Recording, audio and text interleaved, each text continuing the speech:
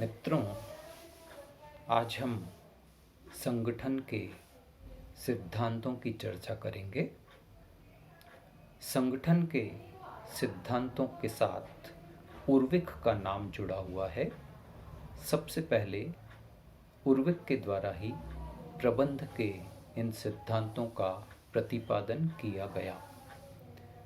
इन सिद्धांतों में पहला सिद्धांत है उद्देश्य का सिद्धांत, अर्थात किसी भी कार्य को संपन्न करने से पूर्व इसके उद्देश्यों का निर्धारण कर लिया जाए, या यूँ कहें कि किसी संगठन के निर्माण से पूर्व इसका उद्देश्य स्पष्ट होना चाहिए, तभी सही वर्कफोर्स को हम रिक्रूट कर पाएंगे। दूसरा है नियंत्रण के विस्तार का सिद्धांत, principle of span of control, अर्थात एक अधिकारी के नियंत्रण में काम करने वाले कितने व्यक्ति होंगे, इस बात को पहले से ही सुनिश्चित कर लिया जाए। इसके लिए यह सिद्धांत महत्वपूर्ण है, जो बताता है कि किस प्रकार की कार्य पद्धति में कितने लोग एक अधिकारी के अधीन काम कर सकते हैं।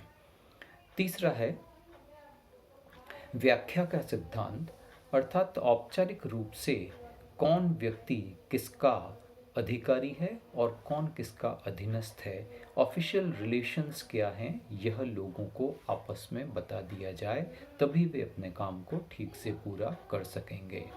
चौथा है समन्वय का सिद्धांत, कोऑर्डिनेशन या समन्वय, अर्थात एक व्यक्ति अपने कार्य को सुचारू रूप से संपन्न करने के लिए किन लोगों से सहयोग ले सकता है, किन्हें आदेश दे सकता है, किन्हें निर्देश दे सकता है और कौन उसे आदेश देगा, इन रिश्तों को भी स्पष्ट कर लिया जाना आवश्यक होता है। फिर है अधिकारों के संतुलन का सिद्धांत, अर्थात किसी व्यक्ति को दिए जाने वाले अधिकार और दायित्वों में एक बैलेंस होना चाहिए। अगर किसी व्यक्ति को बहुत सारे दायित्व सौंप दिए जाएं और अधिकार नहीं दिए जाएं, तो वो उन दायित्वों को ठीक से पूरा नहीं कर सकता। ठीक इसी प्रकार आवश्यकता से अधिक अधिकार किसी को दे दिए जाएं, तो इस बात की संभावना रहती है कि उन अधिकारों का दुरुपयोग किया जा सकता है। अतः अधिकारों को संतुलित रखा जाए, ये अत्यंत आवश्यक है।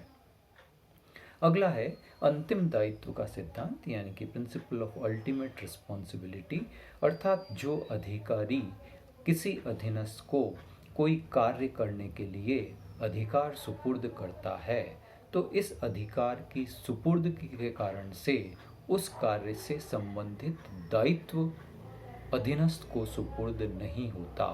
इस कार्य का अंतिम दायित्व उसी अधिकारी के ऊपर होगा जिसने ये अधिकार सौंपे हैं। अतः कार्य बिगड़ जाए या अच्छा हो जाए, दोनों ही दृष्टिकोण से या दोनों ही स्थितियों में अधिकार देने वाला अधिकारी ही अंतिम रूप से जिम्मेदार होगा।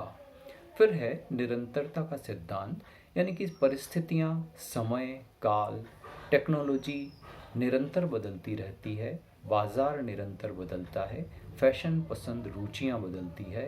इन परिवर्तनशील चीज़ों के कारण हमें संगठन में भी आवश्यक परिवर्तन या रद्दोबदल लागू करने की आवश्यकता होती है।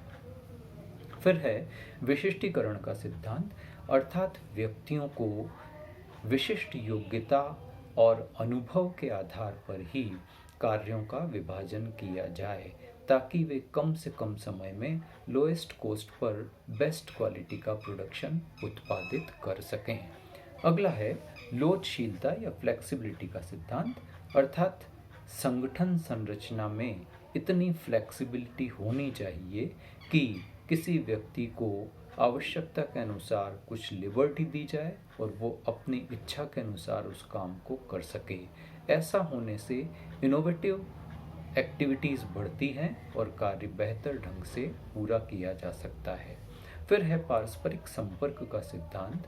इस सिद्धांत के अनुसार लोगों को औपचारिक के साथ साथ अनौपचारिक रूप से भी मेल जोल का अवसर दिया जाए।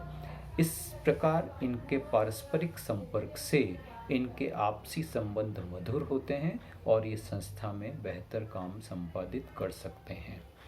इसके अलावा कुछ और सिद्धांत हैं जिनके साथ विशेष रूप से कुंट्स और ओडोनेल का नाम जुड़ा हुआ है। इन्होंने जो सिद्धांत बताए उसमें है कुशलता का सिद्धांत, सहभागिता का सिद्धांत, आदेश की एकता का सिद्धांत, अपवाद का सिद्धांत, अनुरूपता का सिद्धांत और सरलता का सिद्धांत। तो प्रबंध एक अत्यंत पुराना विषय है। इसमें कई तरह की रिसर्च लगातार चल रही है। नई परिस्थितियां, समय और विद्वानों के चिंतन मनन और मंथन से कई नई चीज़ें निरंतर जुड़ती जा रही हैं। इन सिद्धांतों का ख्याल रखकर हम एक प्रभावी संगठन का निर्माण कर सकते हैं।